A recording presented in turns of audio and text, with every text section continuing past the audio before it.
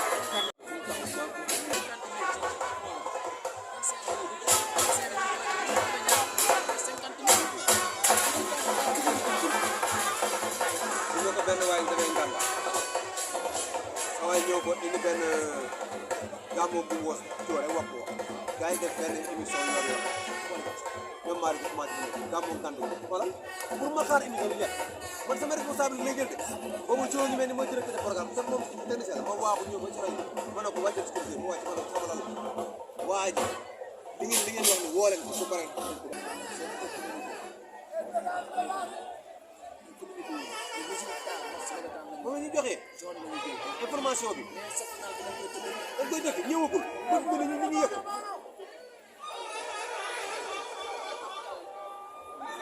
xamuñu loolu mais léegi nga wax ni sa waay xoolal boo xam ne doo xam ne lay liggéey su paree nag loolu émission bi ñu jeexal ñu dem ci kaw mooy dégg nga waaye yow nga yëg benn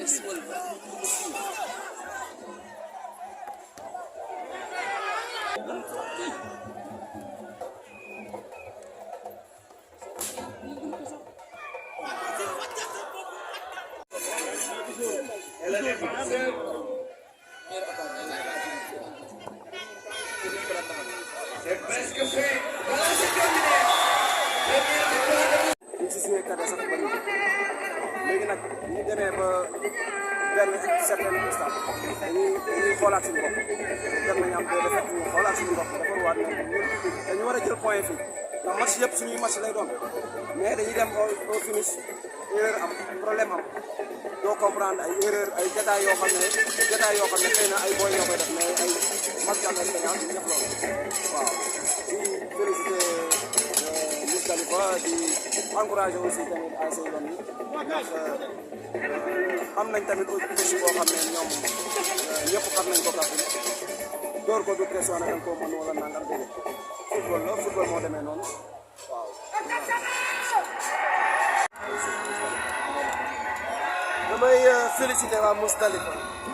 damay féliciter waa Mousdalifa parce que ce n'est pas évident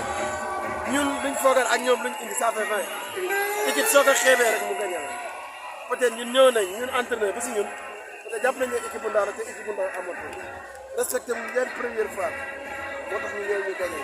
ki fa nekk sama rakk la sama xarit la tey yàlla may na ko ndam mais pour fàttali leen lii championnat la match de poule la te ku xam Makan xam na Makan c'est un compétiteur joué nañ keroog gagné dañu ñëw perte dañuy dem sant yàlla jàng si defet